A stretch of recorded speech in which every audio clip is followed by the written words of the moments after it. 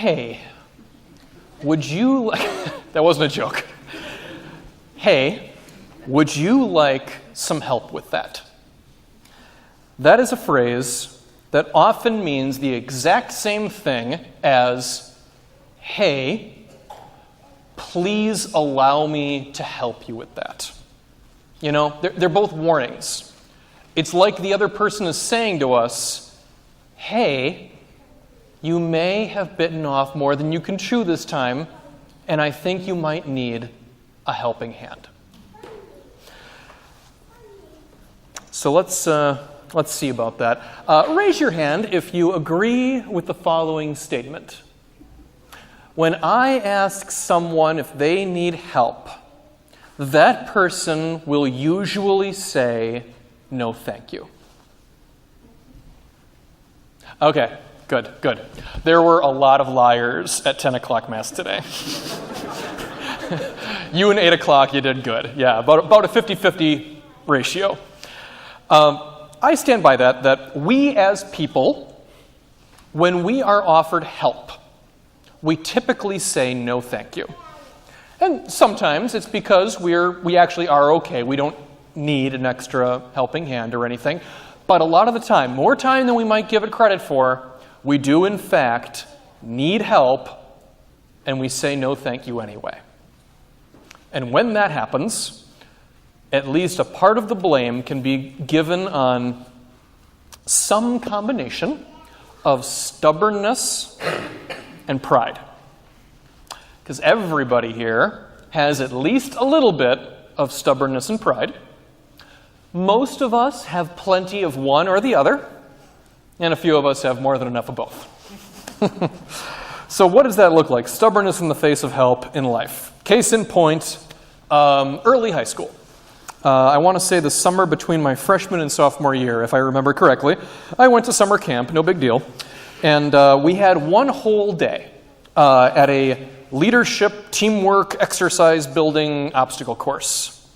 So we get there. We're divided into a few teams. And there was actually an individual obstacle course for each team, which was cool. You were never idle. You know, you cycled through, so you were always doing something. And as luck would have it, I was selected to be the leader for my team for the first exercise. So we got going and we did just fine. We climbed some ropes. We achieved some objectives. We're doing well. We're almost at the end. We're on this raised platform. And then there's one other raised platform and then the finishing line. And all we had to do was get everyone to the finishing line without anything touching the ground. That was basically the one rule, don't touch the ground. So we're there, and we have that a long wooden plank, which will get us to that second platform. Now, as team leader, I decided that it was my responsibility to get that plank in position so that my team could cross safely. Now, the problem with that brilliant idea is that I was every bit as shrimpy in high school as I am today. I didn't have the upper body strength to lift a piece of wood that heavy that far. I mean, I tried. I got pretty far, but then it started dipping. It touched the ground, minus 10 points. All right, fine. 3 of my teammates helped out. Like, of course, with all 4 of us helping, we lifted it up with no problem. We got it in position. We finished the rest of the exercise without any problem. Go team. We cycled team leaders as planned, and we moved on with our day. Now, at the end of the day, we totaled up the points. And first of all, it turned out that no other team made that mistake. As a matter of fact, all the other teams got a perfect score for that obstacle. And, as luck would have it, it turns out that all the teams tied for all of the other obstacles. Oh, sure, we lost 5 points or 10 points here or there, but it all equaled out in the end for all the other obstacles. Now, at this point, if you're employing basic math, you will conclude correctly that my team came in dead last. And we came in dead last specifically because I was too stubborn of a leader to ask for help when I needed it. That day was a hard lesson, a shamefully hard lesson, but an unforgettable one. Now, the story of Lazarus and the rich man is another story about stubbornness and pride. The rich man was too stubborn, too set in his ways to muster any real faith in God or any charity for his fellow person. He didn't need any help from the heavens. He didn't owe nothing to nobody. He was the master of his own destiny. And his riches were proof enough that his way was working. Well, this all came to a head at the end of our reading. He's in the lake of fire, in torment. Obviously, he didn't have all the answers after all. And he says to Abraham, "Abraham, please send Lazarus to my brothers so that they may learn from my error." And Abraham says, "Well, that won't do any good. Like you, your brothers have all the authority on earth to learn from. So even a miracle won't help for people like that." And really, that's the problem with stubbornness. See, stubbornness can be good.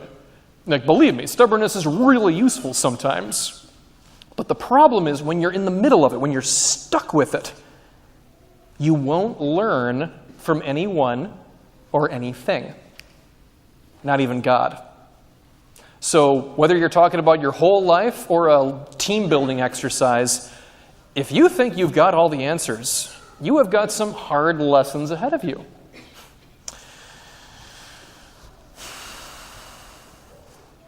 Now, the good news is that for all of our human nature, stubbornness is, in fact, something that we can conquer little by little as time goes on.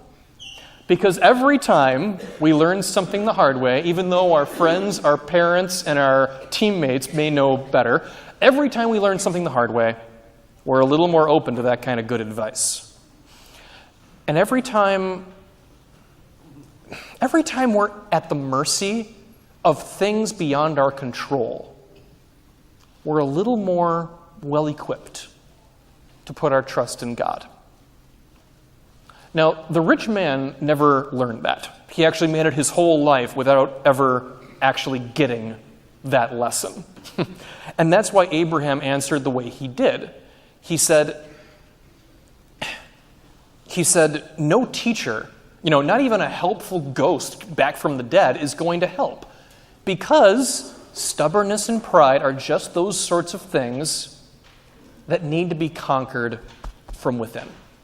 No teacher can do that for you. So please, wage war on the rich man of your heart, which is the source of all the stubbornness and pride that, frankly, you were born with. Don't let him win the bigger fights in life, and don't let his voice overpower the voice of the Holy Spirit.